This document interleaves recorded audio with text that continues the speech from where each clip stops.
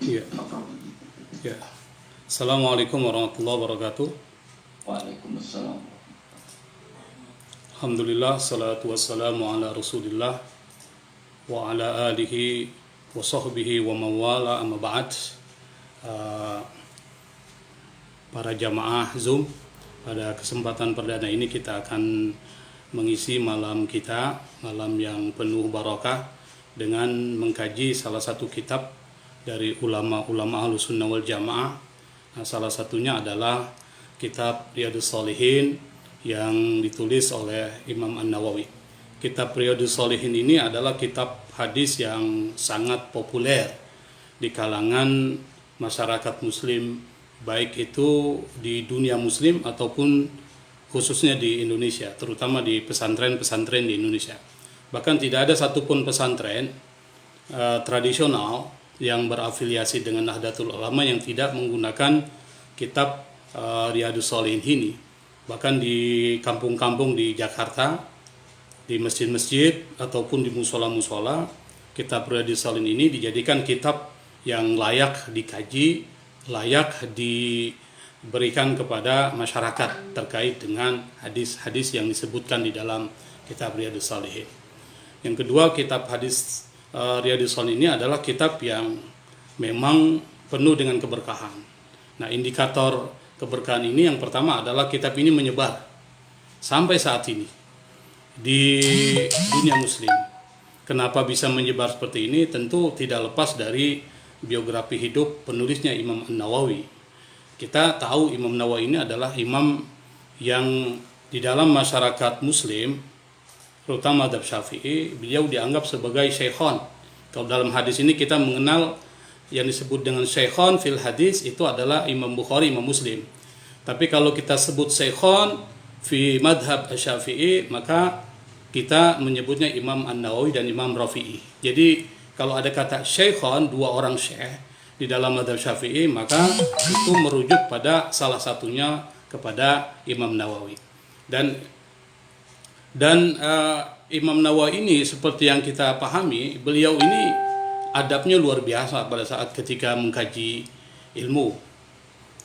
Di dalam kitab-kitab manaqib beliau itu pernah dijelaskan, beliau ini orang yang sangat sangat berbakti terhadap gurunya. Beliau sering mengisi bak air dan membawa kepada gurunya Ishaq al-Maghribi untuk bersuci. Jadi seperti kebanyakan masyarakat santri kita yang pada tahun-tahun lalu, generasi-generasi awal itu biasanya mereka khidmat terhadap kiai itu begitu besar. Nah, ini yang berbeda dengan santri-santri saat ini. Yang kedua, di saat Imam An-Nawawi hendak membaca di hadapan guru-gurunya, dalam perjalanan beliau itu, beliau selalu bersedekah. Jadi kalau dia mau ngaji kepada guru-gurunya, dalam perjalanan untuk menuju gurunya, dia bersedekah. Dan bahkan ketika dia bersedekah, dia berdoa. Doanya ini luar biasa, ya Allah, tutuplah aib guruku dariku, hingga aku tidak melihat kekurangan beliau dan tidak ada orang lain yang menyampaikan kepadaku mengenai aib beliau. Jadi dia selalu berdoa kepada Allah supaya jangan tersingkap aib gurunya. Bagaimanapun juga seorang guru kan manusia, pasti ada kesalahan-kesalahan. Sehingga tidak heran kalau Imam An-Nawawi itu pada saat belajar, beliau itu berdoa kepada Allah supaya aib gurunya itu tidak ditampakkan kepadanya, supaya dia tidak kehilangan ta'zim, takrim dan ihtiram kepada gurunya. Nah, ini penting di dalam tradisi santri, ta'zim al-asatis atau ta'zim al-masyayikh itu penting, menghormati, mengagungkan guru itu penting. Maka kalau kita belajar ta'limu ta'alim itu adab terhadap guru luar biasa. Bahkan kita tidak boleh bicara sebelum guru itu bicara, sebelum diberikan izin oleh gurunya. Bahkan dalam kitab Ta'limu Ta'lim itu kalau kita belajar, kita tidak boleh melihat langsung kepada muka gurunya, saking ta'zimnya seperti itu. Nah, Imam An-Nawawi, beliau ini adalah seorang ahli hadis, ahli fikih, dan ahli sufi. Dan banyak karomah-karomah beliau itu. Kalau kita baca manaqib atau biografi dari beliau, itu banyak sekali diceritakan tentang karomah-karomah beliau. Nah, salah satu karomah beliau ini adalah setelah mengalahkan bangsa Tartar di Syam, ada seorang raja Koptik Mesir yang bernama Az-Zahir Baibars, atau biasanya disebut dengan Ruknud Daulah Abul Futuh Baibars At-Turki. Dia meminta fatwa kepada para ulama Syam, ulama Syria Damaskus, agar diperbolehkan mengambil harta dari Baitul Mal atas usaha mereka yang sudah meluluh lantakkan dan menghancurkan bangsa Tartar yang selama ini menguasai Syam atau Syria. Nah, dari sekian banyak ulama yang menolak, Imam Nawawi tegas menentang kebijakan sang raja tersebut. Ini raja ketika mendengar penolakan dari Imam An-Nawawi, dia marah. Namun kenapa? Sang raja ini tidak berani membunuh sang ulama tersebut, tidak berani membunuh Imam Nawawi. Bahkan dia menyuruh Imam Nawawi itu keluar dari Syam, keluar dari Syria. Ketika ditanya perihal tersebut, kenapa tidak dibunuh saja Imam Nawawi? Kenapa dibiarkan keluar? Padahal dia sudah membantah raja. Apa kata raja? Entah mengapa ketika saya ingin memerintahkan supaya ulama ini dibunuh seperti yang lainnya, tiba-tiba saya melihat ada 2 ekor binatang pembangsa yang bersiap untuk menerkam saya. Karena itulah saya membatalkan membunuh An-Nawawi tersebut. Ini ucapan dari sang raja. Dan cerita ini terekam di dalam kitab Manaqib atau biografi yang menjelaskan tentang kekaromahan Imam Nawawi. Pernah satu ketika juga diceritakan Imam Nawawi sudah meninggal. Ada seorang yang dikatakan ulama itu tiba-tiba menunjuk dengan mencaci maki kuburan Imam An-Nawawi. Menurut cerita guru Imam Nawawi, tiba-tiba telunjuk orang tersebut digigit kalajengking, dan setelah itu dia tidak bisa lagi menunjuk dengan telunjuk itu. Kenapa? Karena dimakan dan digigit oleh kalajengking. Dan pernah juga ada ulama, dia mencaci maki Imam Nawawi pada saat ketika sang ulama itu meninggal karena mencaci maki Imam Nawawi, tiba-tiba lidahnya itu menjadi hitam. Karena sering kali mengejek dan mencela dan menghina Imam An-Nawawi. Maka tidak heran kalau kitab Imam Nawawi itu adalah kitab-kitab yang banyak dipakai. Kenapa? Karena penulisnya ini adalah orang yang memang masuk kategori yang ikhlas di dalam melahirkan karya-karya besar. Nah, indikator yang kedua, tanda yang kedua untuk mengukur keberkahan kitab Riyadhus Shalihin ini, kitab ini banyak diberikan syarah, diberikan komentar. Kata syarah itu dalam bahasa Arab artinya komentar. Komentar-komentar terhadap kitab ini. Banyak sekali kitab ini diberikan komentar, melebihi sampai 6 komentar. Nah, komentar atau syarah yang pertama ini adalah kitab Dalilul Falihin li Turuq Riyadhus Shalihin. Kitab ini saya punya 4 jilid. Kebetulan waktu pergi haji yang lalu saya beri di Mekah, dan kitab ini bagus, dan memang kitab ini adalah teologinya Asy'ari, mazhabnya Syafi'i, ditulis oleh Muhammad bin Alan As-Siddiqi Al-Makki. Nah, kemudian kitab-kitab ini juga disyarah bukan cuma oleh orang-orang Ahlus Sunnah, tetapi juga kalangan-kalangan ulama-ulama Salafi Wahabi pun memberikan komentar terhadap kitab ini. Nah, salah satunya misalnya yang dikomentari oleh Muhammad Shalih Al-Utsaimin 4 jilid itu. Cuma sayang di dalam kitab tersebut ada satu bab yang ternyata mengalami perubahan. Di dalam bab itu ada pembahasan tentang fadlu atau fadilah ziarati qabri Nabi, keutamaan menziarahi kubur Nabi. Nah, kata kubur itu dihilangkan menjadi fadilah ziarah masjid Nabi.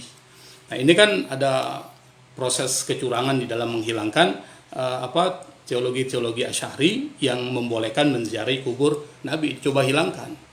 Bahkan nanti kalau kita membahas, ada juga kitab namanya Tatriz Riyadhus Shalihin, itu juga teologinya Wahabi. Dia memberikan syarat terhadap kitab Riyadhus Shalihin. Nah, pada saat ketika membahas tentang niat, terutama talaffuz bin niyah, melafalkan niat, itu dalam kitab itu disebutkan at-talaffuz bin niyah bid'ah dhalalah. Nah, ini kan sesuatu yang berbeda sekali dengan 4 madhab yang menjadi pegangan kita Ahlussunnah wal Jamaah. Dia mengatakan bahwa melafalkan niat itu adalah bid'ah. Padahal dalam fikih 4 madhab itu tidak ada satupun ulama yang mengatakan bid'ah. Meskipun berbeda pendapat terkait dengan talaffuz bin niyah, tapi tidak sampai mengatakan itu bid'ah. Paling tinggi itu adalah makruh. Nah, ini penting. Nah, kitab pertama itu namanya Dalilul Falihin. Nah, kitab yang paling bagus, yang paling komprehensif, yang paling banyak jilidnya, yang memberikan syarah ini adalah kitab Kunuz Riyadhis Shalihin. Nah, kitab ini ditulis oleh Hamad bin Nasir bin Abdurrahman Al-Ammar, itu sekitar 22 jilid, dan saya punya kitab itu dalam bentuk PDF. Dan semua kitab-kitab syarah Imam Nawawi Riyadhis Shalihin itu hampir semuanya sudah ada dalam bentuk PDF. Jadi kita tidak kesulitan kalau kita ingin mengakses, kita mempunyai kemampuan bahasa Arab bagus, kemampuan baca kitab kuning bagus, itu bisa merujuk kepada kitab-kitab itu untuk mengelaborasi hadis-hadis yang ada di dalam kitab kitab Riyadhis Shalihin. Nah, yang ketiga, kitab Riyadhis Shalihin ini kenapa menjadi kitab yang paling banyak dikaji orang? Karena sederhana.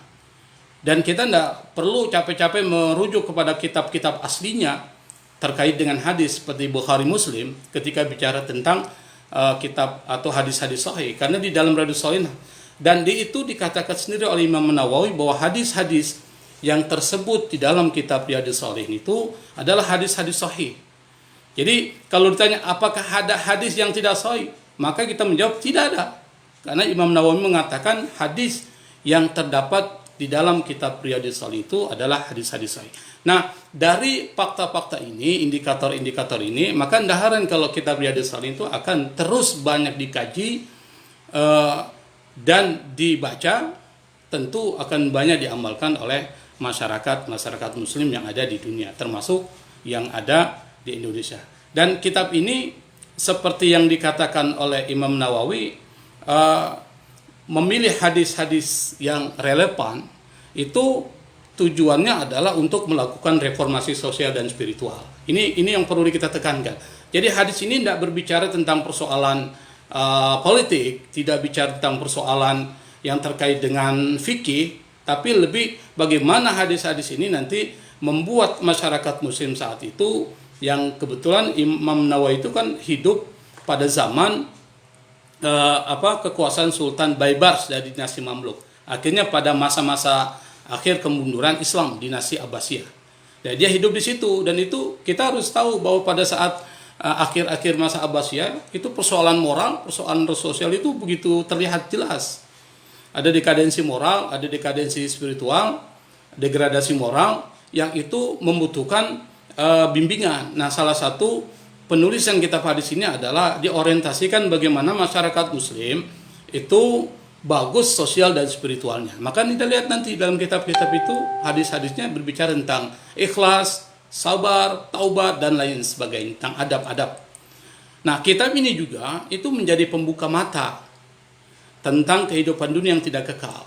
Nanti akan dimulai kitab ini untuk memperbaiki niat kita, yang disebut dengan bab niyah, bab ikhlas wa ihdarun niyah. Itu yang pertama kali nanti akan dibahas oleh Imam Nawawi, dan itu ada maksud dan tujuannya.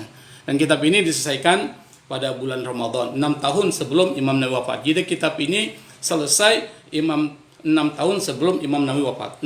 Imam Nawawi ini beliau hidupnya sampai umur 45 tahun dan tidak pernah menikah.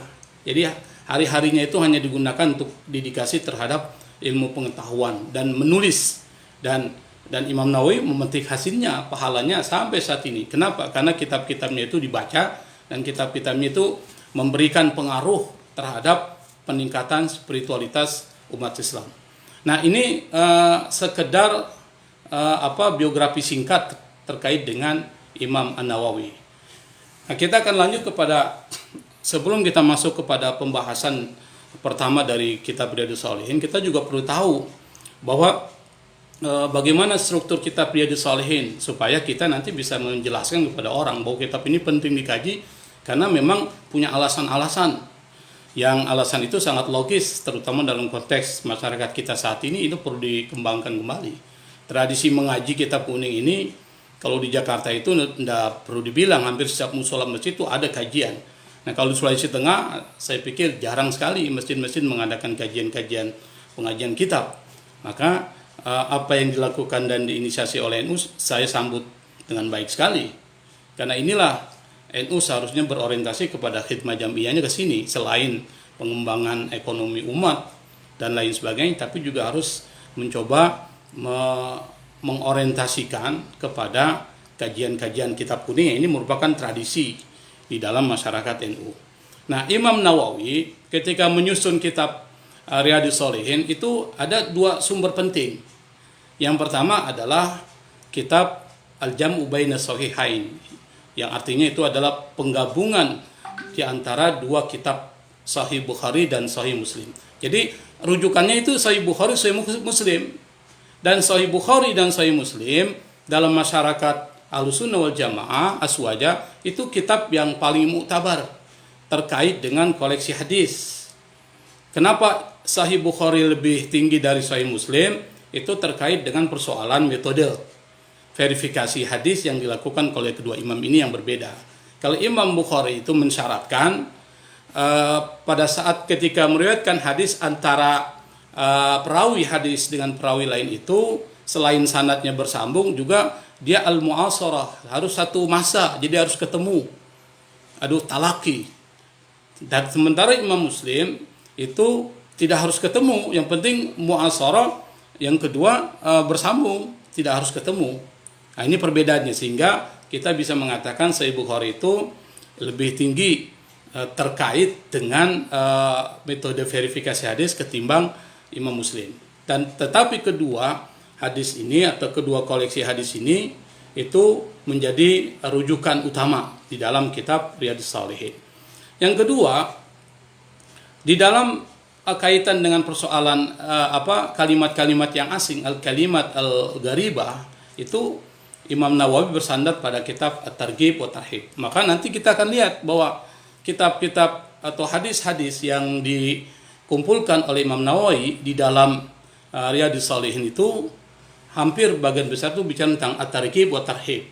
Apa itu Targhib wa Tarhib? Targhib itu adalah memotivasi kita untuk berbuat kebaikan dan memberikan sejenis warning kepada kita untuk meninggalkan perbuatan-perbuatan yang buruk. At-Tarhib. Jadi Targhib wa Tarhib itu lebih kepada anjuran dan peringatan. Nah, kalau kita lihat metode penulisan kitab Riyadhus Shalihin itu semuanya tematik. Jadi dia tidak mengambil hadis berdasarkan sanad, tapi tema-tema. Ia menjelaskan tema pembahasan dari pembahasan ikhlas yang akan menjadi pembahasan kita nanti sampai persoalan istighfar, persoalan minta ampun kepada Allah Subhanahu wa taala. Dan kitab ini terdiri dari 1894 hadis. Jadi kitabnya banyak sekali. Hadisnya banyak. Anda bayangkan kalau kita bisa hafal hadis di Riyadhus Shalihin itu sudah luar biasa tuh kalau kita mau ceramah-ceramah itu. Kenapa? Karena terdiri dari selain 17 kitab atau pembahasan, itu ada 1894 hadis. Satu aja hadis setengah mati kita hafal. Apalagi kalau kita menghafal sampai 1894 hadis. Nah, kebanyakan banyak orang berusaha untuk mencoba menghafal hadis-hadis yang ada dalam kitab Riyadhus Shalihin. Nah, yang menarik dari kitab Riyadhus Shalihin tulis Imam Nawawi, karena memang tujuannya lebih kepada reformasi moral dan spiritual dan reformasi sosial, maka pertama kali untuk memperkuat tema yang dia bahas itu dihadirkan ayat-ayat Quran dulu. Ini menarik. Jadi ayat-ayat Quran dulu dihadirkan, baru kemudian dihadirkan hadis-hadis. Nah, nanti kita akan lihat dalam kitab pembahasan tentang al-ikhlas wa hidarun niyah fi jamil afwal wal aqwal al-batinah wal al-khafiyah wal bati wal khafiyah, kalau nanti kita akan bahas itu dia mulai dengan 3 ayat lalu kemudian dikumpulkan dengan 13 hadis. Nah, kita tidak mungkin membahas semua hadis itu, mungkin kita akan mengambil representasi dari pembahasan ikhlas dan niat itu hanya satu hadis yang nanti kita bisa elaborasi menjadi lebih luas. Imam Nawawi, materi yang dibahas dalam kitab ini itu hampir sebagian besar persoalan, sekali lagi saya menekankan aspek spiritual, aspek moral, dan aspek sosial dari kehidupan seorang muslim. Nah, topik tersebut nanti akan mencakup tentang akhlak, tentang adab, dan seterusnya. Nah, ini beberapa poin-poin penting yang harus kita pahami terkait dengan kitab Riyadhus Shalihin, supaya kita tahu kitab ini orientasinya kemana. Jadi jangan berharap banyak dari kitab ini untuk berbicara tentang persoalan fikih. Tetapi kitab ini hanya lebih diarahkan kepada persoalan adab, persoalan akhlak. Kalaupun ada isu-isu yang terkait dengan fikih, itu bukan menjadi fokus dari Imam An-Nawawi itu. Nah, saya pikir ini bisa dipahami lah. Oke, Kita mungkin akan sampai jam berapa ini Ferry ini? Ini sudah 20 menit saya bicara ini. Hanya untuk mungkin kurang lebih pembahasannya 20 maksimal 30 menit kalau misalnya Anda istirahat dulu minum apa gitu kan. boleh. Jadi biar ada nanti Bapak, jadi teman-teman mau Tanya jawab ya. Oke. Sambil di share screen nanti. Oke, nanti saya akan sampai sampai 8:30 ya di sini. Ini setengah berapa nih? Dia 8:30 saya berhenti. Nanti baru ada tanya jawab. Saya akan menjelaskan sedikit saja terkait dengan baru pembukaannya saja sudah terbuat. pembukaannya terlalu banyak. Ini saya cuma kutip sedikit saja karena penjelasannya banyak dalam kitab Unus Riyadhus Shalihin itu dijelaskan itu. Oke, saya akan masuk nanti ke pembahasan tentang pembahasan pertama. Ya, ini penting nih. Imam Nawawi ini memulai babul ikhlas wa ihdarun niyah. Nah, kalau orang belajar nahwu itu dia bacanya babul ikhlasi wa ihdarun niyati. Jadi kalau tanya bagaimana kedudukannya? Kedudukannya adalah dia khobar li mubtada'in mahdhuf. Ferry itu pernah belajar itu di pesantren. Dia ada khobar, mubtadanya hilang. Awalnya kan hada babul ikhlas wa ihdarun niyah. Nah, bab tentang ikhlas dan menghadirkan hati. Nah, kenapa Imam Nawawi di dalam kitab Riyadhus Shalihin memulai dengan pembahasan ini? Yang pertama, yang memang perlu diperbaiki itu adalah persoalan niat. Yang pertama perlu dilakukan itu adalah mengikhlaskan semua perbuatan kita. Itu nanti akan dijelaskan itu. Fi jami'il a'mali wal aqwali wal ahwalil barizati wal khafiyati. Bab tentang ikhlas dan menghadirkan niat pada jami'il a'mali, semua amal perbuatan, wal aqwali dan semua perkataan, wal ahwali dan semua keadaan, al barizati wal khafiyah, baik itu yang terlihat maupun yang tersembunyi, baik yang bersifat batiniyah maupun yang bersifat lahiriah. Jadi di dalam pembahasan ini Imam Nawawi itu menghadirkan 3 ayat. Ayat ini menjadi ayat yang berbicara tentang persoalan keikhlasan. Yang pertama, wa ma umiru illa liya'budullaha mukhlishina lahuddin hunafa'a wa yuqimus salata wa yutuz zakata wa dzalika dinul qayyimah. Mereka tidak diperintahkan kecuali menyembah Allah mukhlishina lahuddin, dengan mengikhlaskan seluruh keberagamannya. Gimana Ferry? Maaf Pak Prof, saya potong. Iya. Share screen-nya Pak Prof, maaf. Yang kitabnya tadi yang PDF. Sudah bisa di share screen? Bisa. Coba share screen. Saya yang tampilkan. Iya. Oh iya, siap. Sebentar, saya silakan Ustaz, lanjut saja. Oke. Saya siapkan. Nah, saya tidak akan menjelaskan tentang ayat ini, tapi langsung masuk kepada satu hadis yang di dalam pembahasannya ada 13 hadis ya. 13 hadis yang dijelaskan di dalam kitab Riyadhus Shalihin babul ikhlas. Kita ambil satu saja hadis. Dan pembahasan satu hadis ini panjang sekali. An Amiril Mu'minin Abi Hafsin Umar ibn al-Khattab bin Nufail bin Abdul Uzza bin Riya bin Abdullah ibn Furt ibn Ruzza ibn Adi ibn Ka'ab ibn Lu'ay ibn Ghalib al-Quraisy al-Adwi radhiyallahu anhu qala sami'tu Rasulullah sallallahu alaihi wa alihi wasallam yaqul innamal a'malu binniyat wa innama likulli imri'in ma nawa faman kanat hijratuhu ila Allah wa rasulihi fa hijratuhu ila Allah wa rasulihi wa man kanat hijratuhu lidunya yusibuha aw imra'atin yankihuha fa hijratuhu ila ma hajara ilaih muttafaqun ala sihhatihi. Nah, hadis apakah terlihat kitabnya Ustaz, teman-teman? Besarkan sedikit. kasih besar. Oke, siap. Silakan Ustaz lanjut. Oke. Saya dulu besar. Nah, Imam Nawawi ini mengatakan hadis ini adalah hadis yang disepakati oleh Imam Bukhari, Imam Muslim. Jadi hadis ini kuat banget, kesahihannya itu sangat kuat, dan ini menjadi dasar, menjadi dalil yang bisa kita gunakan ketika berbicara tentang persoalan niat.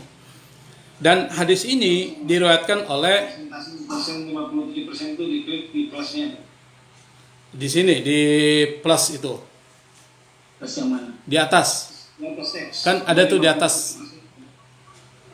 Bukan di sini nih. Ada plus, ada minus itu. Ya, sebelah yang 57% itu. Nah, ini. Di saya udah punya. Oh iya. Ada. Iya. Nah, itu. Nah, kasih besar. Udah lumayan enak dilihat. Oke. Ya, enak dilihat. Sudah bisa kelihatan ya? Oke. Nah, sudah mantap, mantap. Wa an amiril mu'minin. Ini kan apa?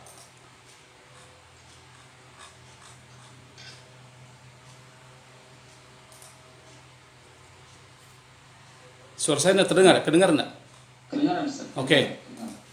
Jadi hadis ini diriwayatkan atau diriwayatkan oleh Umar bin Khattab. Umar bin Khattab ini kita tahu beliau ini adalah orang yang pertama mendapatkan gelar Amirul Mukminin. Nah, kata Amirul Mukminin ini artinya pemimpin orang yang beriman, dan gelar ini adalah gelar pertama yang dinisbatkan kepada beliau setelah sebelumnya Abu Bakar As-Siddiq diberi gelar khalifah. Jadi pertama khalifah Rasulullah itu Abu Bakar As-Siddiq. Lalu kemudian ketika Umar bin Khattab menggantikan Abu Bakar As-Siddiq, beliau tidak menggunakan khalifah Rasulullah terlalu panjang. Maka kemudian menggunakan istilah yang diberikan oleh Adi bin Hatim dan Lubaid bin Rabi'ah kepada Umar bin Khattab dengan gelar Amirul Mukminin. Nah, beliau juga disebut dengan Abu Hafs. Di sini ada kata An Amiril Mukminin Abi Hafs. Kata Hafs itu bisa merujuk kepada Hafsah karena bapaknya Hafsah. Tetapi kata Hafs dalam bahasa Arab itu artinya asad, singa. Kenapa? Rasul yang menyebut beliau ini adalah orang yang sangat tegas. Padahal Ustaz, Hafs singa. Hafs itu artinya singa, asad. Kenapa disebut dengan Abu Hafs? Karena sifat keras dan sangat kuatnya Umar. Bahkan sebelum masuk Islam, Umar ini orang paling keras terhadap orang-orang Islam di Mekah. Kalau kita bicara sejarah Umar bin Khattab, beliau ini orang yang sangat keras. Kalau bukan karena doa dari Rasul yang berdoa, ya Allah muliakan Islam dengan salah satu dari dua Umar, ternyata Umar bin Khattab. Nah, maka Umar inilah yang kemudian akan menjadi orang yang paling berpengaruh di dalam Muslim atau di dalam masyarakat Muslim awal. Nah, beliau juga disebut dengan Al-Faruq. Nah, kata Faruq ini dalam bahasa Arab kata Faraqa. Faraqa, Farik, Faruq, artinya orang yang mampu melakukan pembedaan atau pembeda. Gelar ini muncul karena perkataan Rasul. Jadi Rasul itu pernah mengatakan, sesungguhnya Allah menjadikan kebenaran di atas lidah Umar dan hatinya, yaitu Al-Faruq, pembeda antara hak dan batil. Dan bahkan Rasul pernah mengatakan kalau seandainya ada nabi selaku lakana Umar, maka Umar itu akan jadi nabi. Kenapa? Banyak sekali peristiwa-peristiwa itu yang Umar memberikan pendapat selalu wahyu itu turun muwafiqan li ra'yi Umar. Itu selalu sesuai dengan pendapatnya Umar bin Khattab. Makanya Umar bin Khattab itu pada saat ketika Abu Bakar As-Siddiq radhiyallahu anhu menjadi khalifah, beliau ini adalah sebagai wazir, sebagai muawin, sebagai orang yang pembantu pertamanya yang memberikan masukan-masukan itu adalah Umar bin Khattab. Nah, beliau ini kalau kita lihat sejarah beliau yang meriwayatkan hadis ini adalah banyak sekali menyaksikan peristiwa bersama Nabi, dan beliau ini adalah orang yang selalu dekat bersama Nabi dan prestasinya banyak. Ekspansi wilayah yang dilakukan oleh beliau seperti Syam, Syria, Mesir dan Persia itu ditaklukkan Islam itu ya pada saat Khalifah Umar bin Khattab, dan beliau ini yang membangun kota Kufah, kota Basra itu Umar bin Khattab. Bahkan beliau ini memodernisasi administrasi Baitul Mal dan membuat penanggalan. Artinya beliau ini orang hebat. Bahkan di dalam fikih beliau ini ada satu pendekatan yang menarik yang ini nanti akan diakomodir oleh banyak ulama-ulama NU yang moderat, itu menggunakan pendekatan Umar, ya pendekatan substantif di dalam memahami teks atau disebut dengan pendekatan maqasidi. Nah, ini saya pikir menarik dari Umar bin Khattab. Nah, yang kedua, sebelum kita bahas kandungan hadis ini, saya perlu menjelaskan tentang asbab urut hadis ini, atau sebab turunnya hadis. Dalam banyak kitab yang bicara tentang asbab urudil hadis, sebab turunnya hadis ini, ada satu kitab, ada satu riwayat dari Ibnu Mas'ud. Dia menyebutkan bahwa di kalangan kami, kata beliau, itu ada seorang pemuda, namanya kalau nggak salah Kailah, yang ingin melamar seorang perempuan namanya Ummu Qais. Ummu Qais ini pada saat ketika ingin dilamar oleh Kailah itu, dia menolak. Dia bilang, boleh engkau melamarku, tapi kau harus hijrah dulu. Akhirnya orang ini hijrah dan menikahi perempuan tersebut. Oleh karena itu, kemudian para sahabat Nabi, kata Ibnu Mas'ud, dan kita juga menamai Ummu Qais itu, menamai pemuda itu dengan sebut Muhajir Ummu Qais, orang yang hijrah karena Ummu Qais. Nah, ini yang menjadi dalil, menjadi sebab turunnya hadis yang kita bacakan tadi. Itu ada satu kalimat, faman kanat hijratuhu lidunya yusibuha aw imra'atin yankihuha, itu ada kata itu. Barang siapa yang hijrah karena untuk tujuan dunia atau untuk tujuan perempuan yang ingin dinikahinya, fa hijratuhu ila ma hajara ilaih, maka hijrahnya sesuai dengan apa yang dia inginkan itu. Nah, itu nanti ada kalimat menarik. Nah, saya singkat aja karena tadi mukadimah sudah begitu panjang. Di dalam hadis ini yang saya bacakan tadi, sesungguhnya semua amal perbuatan itu bergantung pada niat. Wa innama likulli imri'in ma nawa. Semua manusia itu mendapatkan pahala tergantung apa yang diniatkan. Faman kanat hijratu ilallahi wa rasuli, barang siapa yang hijrahnya karena Allah dan Rasulnya, fa hijratuhu ilallahi wa rasuli, maka hijrahnya dia adalah karena Allah dan Rasul. Itulah yang disebut dengan hijrah hakikiyah, hijrah yang sebenarnya. Wa man kanat hijratuhu lidunya yusibuha, barang siapa yang hijrahnya itu untuk urusan dunia, aw imra'atin yankihuha, atau karena perempuan yang ingin dinikahinya, fa hijratu ila ma hajara ilaih, maka hijrahnya itu adalah sesuai dengan apa yang dia inginkan, yaitu dunia dan perempuan yang dinikahinya. Di dalam hadis ini ada 3 kata kunci, ada 3 pesan moral yang mungkin nanti kita akan coba bahas ini. Yang pertama adalah niyah. Innamal a'malu binniyat. Dan hadis ini menurut para ulama adalah disebut dengan sepertiga dari Islam. Ajaran Islam sepertiganya dengan hadis ini. Jadi hadis ini disebut dengan thuluthul Islam. Jadi sepertiga Islami, hadis ini adalah sepertiga dari Islam. Nah, yang pertama itu adalah tentang niat. Kata niat itu bedakan di dalam bahasa Indonesia, memang agak sulit untuk menjelaskan apa sih arti niat itu. Yang kalimat niat ini kan diambil dari bahasa Arab. Kalau kita belajar bahasa Arab itu ada 4 level. 4 level yang berbicara tentang persoalan niat. Jadi begini, saya menjelaskan di dalam bahasa Arab. Yang pertama itu disebut dengan khatirah. Khatirah itu artinya sesuatu yang terlintas di pikiran. Itu namanya khatirah, jamaknya khawatir. Maka Imam Sya'rawi itu mufassir, dia menulis khawatir Sya'rawi, tafsir. Kenapa? Karena dia nulis sesuai dengan apa yang terlintas dalam pikirannya. Disebut dengan khatir, itu level 1. Nah, ini seperti PPKM ini kan ada level 1, 2, 3, 4 nih. Nah, di dalam persoalan yang terkait dengan pembahasan ini ada 4 level. Yang pertama khatirah. Kalau terlintas dalam pikiran kita, setelah itu hilang, kita tidak pikirkan, itu namanya khatirah. Tapi kalau terlintas dalam pikiran kita, lalu kemudian kita pikirkan sebentar, itu namanya humum, ham. Di dalam Al-Quran itu ada falam mahammabi wahammabiha. Pada saat ketika Nabi Yusuf ada keinginan wahammabiha, dan keinginan terhadap Zulaiha saat itu diceritakan pakai kata ham. Tapi belum dilaksanakan, tapi ada pikiran saja sebentar. Itu namanya ham. Nah, kalau ada pikiran, dia terlintas dalam pikirannya, lalu dia pikirkan, lalu kemudian ingin dilakukan, itu namanya hadithun nafs. Jadi perkataan di dalam jiwa, tapi belum. Nah, kalau kita ingin berbuat kotor di dalam hati kita, itu belum dihitung itu. Itu disebut dengan hadithun nafs. Nah, niat itu level 4. Dia ada terlintas dalam pikiran, dia pikirkan, dia punya keinginan, dan dia laksanakan. Itu namanya an-niyah. Maka kalau orang mau haji, dia berniat, tapi kemudian tidak bisa melaksanakan haji karena dia sudah niat, maksudnya apa? Dia sudah kumpulkan uang untuk melaksanakan haji. Meskipun uang itu belum terkumpul full, itu sudah dapat pahala itu. Niatnya dapat pahala 1, melaksanakannya dapat pahala lebih dari 1. Kalau orang sudah niat lalu kemudian dia meninggal belum menyelesaikan perbuatan yang ia niatkan itu, maka yub'asu ala niyatihim, nanti dia akan dibangkitkan sesuai dengan niat-niat mereka untuk menyelesaikan apa yang diniatkan itu. Nah, maka niat itu di dalam bahasa Arab disebutkan qasdu syai'i muqtarinan bi fi'li. Jadi keinginan melakukan suatu yang disertai dengan perbuatannya.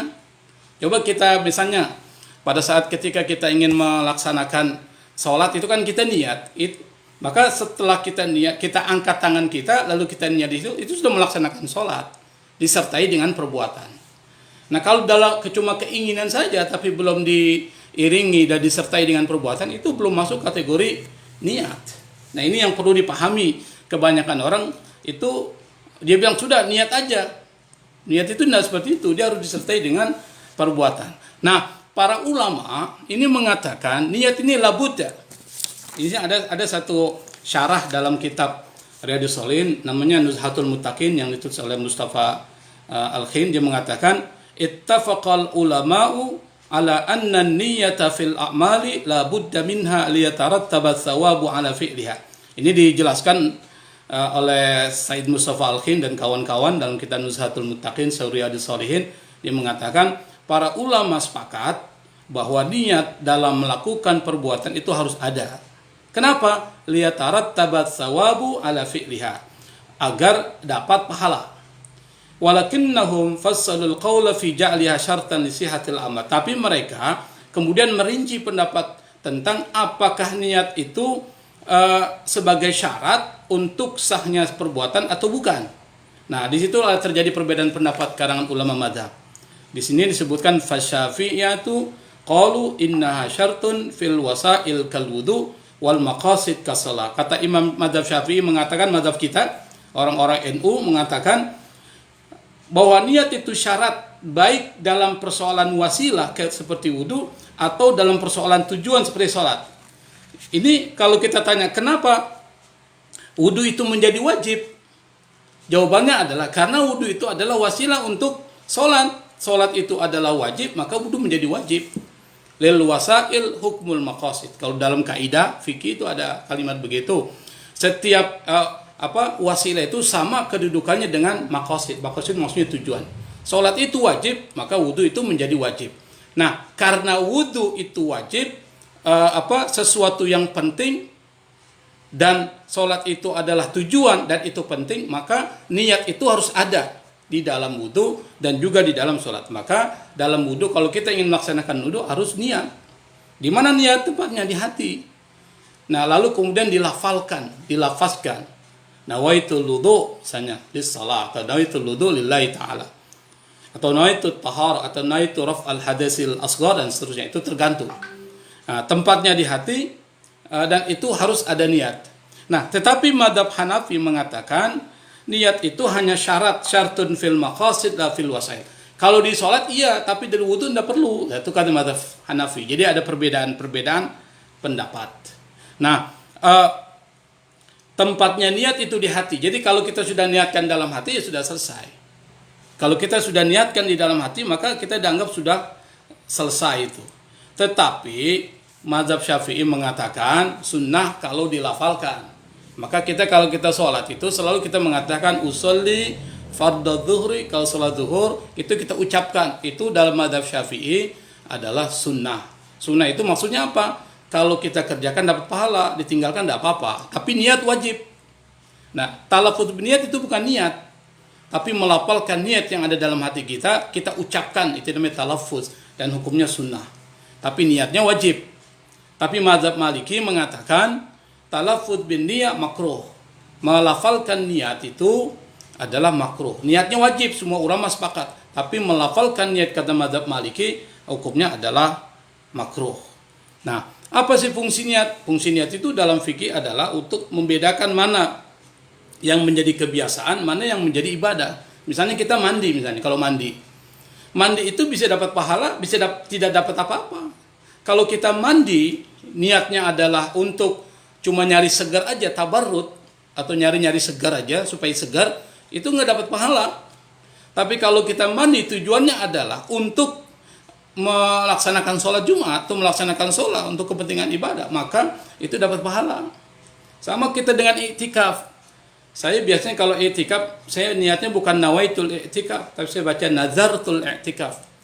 Bukan saya niat iktikaf, tapi saya nazar iktikaf di masjid. Kenapa? Karena beda itu pahalanya. Kalau saya nawaitul iktikaf, maka pahala sunnah yang saya dapat.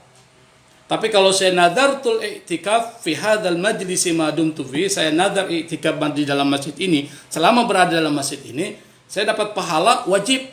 Selama saya berada di masjid itu, saya dapat pahala wajib. Kenapa? Karena saya niatnya adalah nadar. Dan nadar itu harus dilaksanakan, wajib.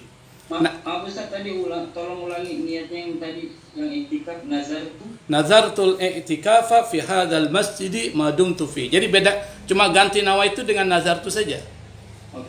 Nah, ini bisa dapat pahala wajib karena yang menentukan di niatnya itu. Maka penting kita harus memahami niat. Ini hanya dari perspektif teologis ya. Nanti kalau perspektif sosiologis, psikologi panjang lagi ceritanya karena niat juga dibahas di dalam bidang ilmu sosiologi dan sosiologi. Saya akan jelaskan ke sana. Mungkin kalau ada waktu-waktu tambahan mungkin bisa dijelaskan. Kemudian niat itu juga untuk membedakan mana yang sunnah, mana yang wajib, dan menentukan perbuatan apa yang kita lakukan. Kalau dalam mazhab Syafi'i itu harus disebutkan namanya ta'yinun niyah. Jadi menentukan apa yang diniatkan. Nah, ini mazhab Syafi'i dianggap sebagai mazhab yang berada di posisi tengah-tengah karena dia ihtiyal, al-akhdhu bil ihtiyat, dia lebih mengambil kehati-hatian. Nah, itu yang pertama. Yang kedua, ikhlas. Nah, ikhlas ini menjadi pembahasan sofistik. Kalau yang tadi pembahasan fikih. Nah, ikhlas ini nanti hakikat daripada niat itu adalah ikhlas. Kata Imam Al-Ghazali, dia mengatakan hakikatun niyah al-ikhlas. Jadi hakikat niat itu adalah ikhlas. Jadi yang menentukan diterima tidaknya amal perbuatan kita ini di ikhlas. Di dalam Di dalam kitab Syarah Riyadhus Shalihin ini yang saya baca tadi disebutkan al-ikhlasu lillahi ta'ala fil amali syartun min syuruti qabulihi. Ikhlas kepada Allah dalam melakukan satu perbuatan itu adalah salah satu syarat diterimanya perbuatan itu. Itu namanya ikhlas. Fa innallaha ta'ala la yaqbalu minal amali illa ma kana khalisan liwajhil karim. Karena Allah tidak akan pernah menerima perbuatan seseorang kecuali yang dilakukan dengan ikhlas untuk mencari keridhaan Allah Subhanahu wa taala. Jadi ikhlas itu menjadi hakikat dari niat. Nah, ini menjadi penting. Kenapa? Makanya di dalam agama kita harus selalu mentashih niat, selalu memperbaiki niat kita. Kenapa? Karena niat itu yang ada di dalam hati kita itu bisa baik atau buruk tergantung hatinya. Maka di dalam bahasa sufistik, hati ini adalah yang menggerakkan perbuatan kita. Perbuatan baik, kalau hati kita baik, maka yang keluar ada yang baik-baik. Kalau hati kita bagus, maka niatnya pasti bagus. Hasilnya menjadi optimal. Dia berikan amanah misalnya, dia berikan jabatan. Kalau niatnya adalah jabatan itu karena untuk memberikan kemaslahatan kepada masyarakat, maka itu akan menjadi bagus nantinya. Tapi kalau niat jabatan untuk kepentingan dirinya sendiri, untuk memperkaya dirinya, maka itu yang dia lakukan. Itu yang dia dapatkan. Dan tentu efek dari niat yang ada dalam hatinya itu akan tidak produktif, tidak memberikan kemaslahatan. Nah, kalau kita bicara tentang konsep sosiologi, ada Sociology of Knowledge, Karl Mannheim itu dia mengatakan semua perbuatan kita, perkataan kita pasti ada motif dan kepentingan. Nah, itu disebut dengan niat. Nah, jadi secara sosiologis motif dan kepentingan itu harus dibangun berdasarkan ikhlas. Kalau ikhlas menjadi dasar motif dan kepentingan kita, maka yang menjadi buahnya adalah al-khairat, kebaikan-kebaikan. Makanya Imam Nawawi dalam kitab Rasul mengatakan penting menghadirkan niat dengan keikhlasan sebagai fondasinya itu penting sekali supaya amal perbuatan kita nanti akan berbuah, akan produktif. Barakah dalam bahasa kita orang-orang NU itu adalah ada barakah, ziyadatun fil khair, akan bertambah kebaikannya. Makanya kitab-kitab yang ditulis para ulama-ulama yang ikhlas, mukhlis, minal mukhlasin, itu selalu memberikan keberkahan dan selalu dibaca orang. Nah, ini yang menarik yang diajarkan oleh Imam An-Nawawi. Nah, Apa itu ikhlas? Tasfiyatul a'man min mulahadzatil makhlukin. Jadi membersihkan amal perbuatan kita dari perhatian makhluk. Jadi tujuannya adalah Allah. Nah, ini saya ingin cerita. Orang-orang yang ikhlas itu dia ada salah satu cirinya adalah dia tidak pernah bergantung pada makhluk, itu satu. Jadi tidak pernah kecewa dalam hidupnya. Karena yang dia lakukan hanya untuk mencari keridhaan Allah, supaya Allah lihat, bukan makhluk yang lihat. Yang kedua, dia tidak pernah membedakan amalan kecil dan amalan besar. Kalau itu kebaikan dia lakukan. Seperti kita ini, kalau orang-orang minal mukhlasin yang namanya kebaikan pasti dihadiri. Kenapa? Itu tadi tidak pernah membedakan. Kira-kira manfaatnya apa buat saya? Pasti segala kebaikan pasti ada manfaat. Setiap keburukan pasti ada mudarat. Itu logika sederhana. Setiap kebaikan pasti ada manfaat. Kita tidak tahu manfaatnya apa, tapi insya Allah pasti ada sesuatu yang Allah akan berikan. Dan Imam Al-Ghazali satu ketika, ini diceritakan di dalam berbagai kitab, Manaqib Imam Al-Ghazali, itu pada satu ketika dia bermimpi. Bedakan mimpi kita dengan mimpi ulama. Kalau mimpi ulama itu adalah 1/25 kenabian. Hampir mendekati, dia adalah ilham. Ilham itu berarti ada irsyadat, ada petunjuk yang mungkin bisa dijadikan dasar. Dalam tradisi sufi, mimpinya ulama bisa dijadikan sebagai dalil, sebagai sesuatu yang bisa dipedomani. Karena dia 1/25 dari kenabian. Nah, Imam Al-Ghazali itu bermimpi, satu ketika dia dengar suara dalam mimpinya. Dia mendengar suara, yang suara itu mengatakan, engkau dimasukkan oleh Allah Subhanahu wa taala ke dalam surga. Imam Ghazali bertanya, saya ini masuk surga karena apa? Apakah karena sholat-sholat yang saya lakukan, atau karena puasa yang saya lakukan, puasa-puasa Senin Kamis sunnah dan puasa wajib, atau karena saya banyak menulis karya-karya untuk umat Islam, karya-karya Islam. Apa kata dalam suara itu mengatakan bukan itu yang masukkan engkau ke dalam surga. Lalu apa? Kata Imam Al-Ghazali dalam mimpinya. Kata suara itu mengatakan, ingatkah engkau pada saat ketika engkau sedang menulis satu buku, di depanmu ada tinta, tiba-tiba ada lalat jatuh ke tintamu, dan lalu kemudian engkau angkat lalat itu dari tintamu, lalu kau letakkan di tempat yang kering sehingga kemudian dia terbang, dia selamat. Itu yang membuat engkau dimasukkan oleh Allah Subhanahu wa taala ke dalam surga. Jadi hal kecil. Dan banyak cerita kita itu. Jadi kita jangan menganggap enteng perbuatan-perbuatan kecil itu. Justru disitulah keridhaan Allah. Karena kenapa? Anda bisa bayangkan, ini menyelamatkan alat kan tidak penting itu. Menyelamatkan alat tidak penting. Tapi itu yang memasukkan seseorang, Imam Ghazali mengatakan, itu yang memasukkan ke dalam surga.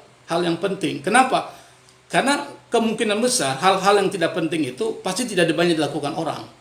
Tapi Imam Ghazali melakukan itu yang dianggap tidak penting, padahal itu adalah sesuatu yang bisa masukkan ke dalam surga. Sama juga ketika kita makan.